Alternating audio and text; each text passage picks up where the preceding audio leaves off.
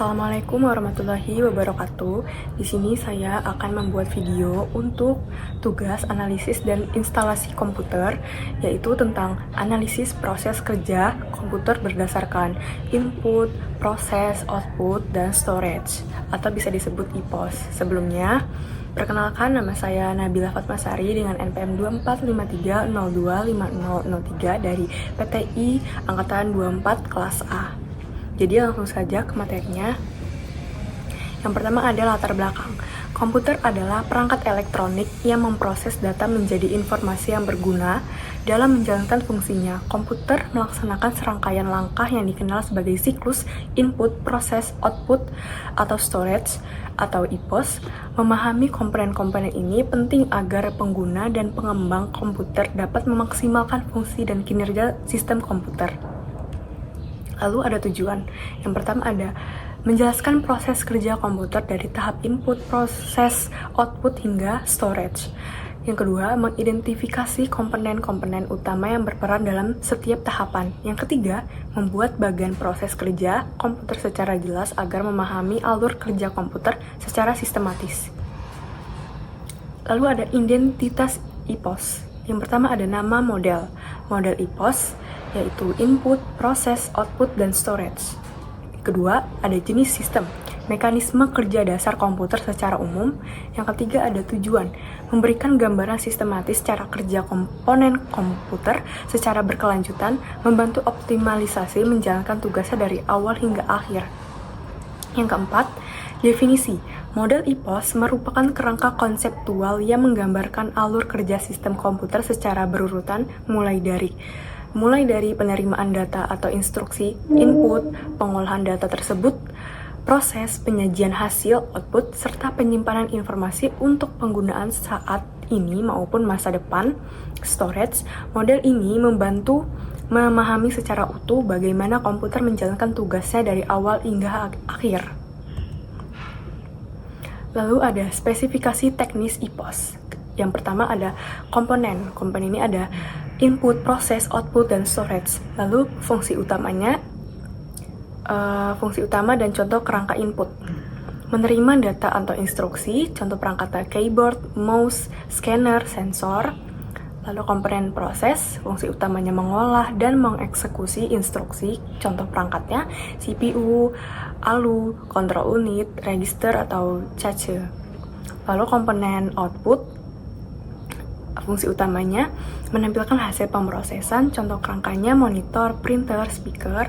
Lalu komponen storage, fungsi utamanya menyimpan data dan instruksi sementara atau permanen, contoh perangkat ada RAM, cache, register, hard disk, dan SSD.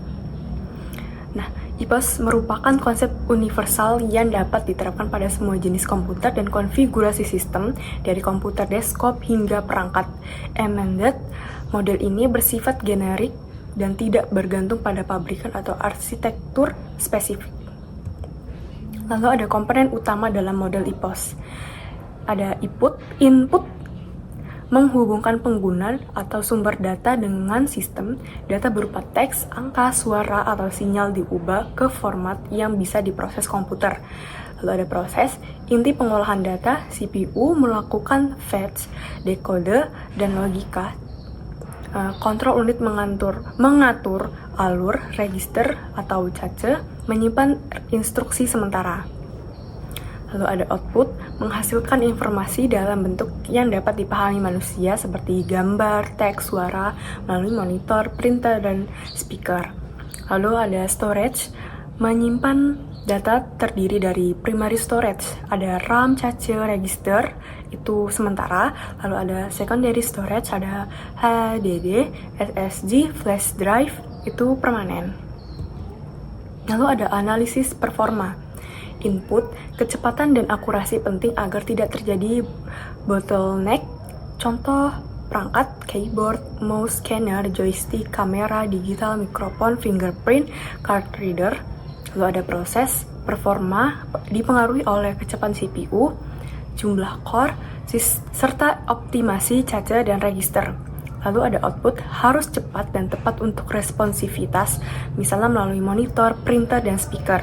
Lalu ada storage, Kinerja dipengaruhi kecepatan baca atau tulis dan latensi baik pada memori primer maupun sekunder. Lalu di sini ada bagan. Nah, bagan ini menunjukkan bagaimana alur kerja komputer lewat model EPOS. Pertama, pengguna masukkan data lewat input seperti keyboard, mouse, scanner, mic, atau webcam. Data itu terus dikirim ke proses, yaitu CPU, GPU, dan RAM buat diolah sesuai instruksi. Nah, hasil olahan tadi bisa langsung ditampilkan lewat output, kayak monitor, printer, speaker, atau proyektor. Jadi pengguna bisa lihat hasilnya. Selain ditampilin, data juga bisa disimpan di storage kayak hard disk, SSD, flash disk, cloud, atau CD atau DVD, biar bisa dipakai lagi nantinya. Kalau suatu waktu data dibutuhkan lagi, storage tinggal memanggil ulang terus diproses kembali. Jadi alur itu muter-muter terus, semua bagian saling menyambung biar komputer bisa jalan dengan baik. Lalu ada pembahasan, model EPOS menggambarkan kinerja komputer secara linear, input ke proses, ke output atau storage. Hasil proses bisa langsung ke output, disimpan atau kembali ke input untuk literasi. Model ini fleksibel, bisa pengembangan seperti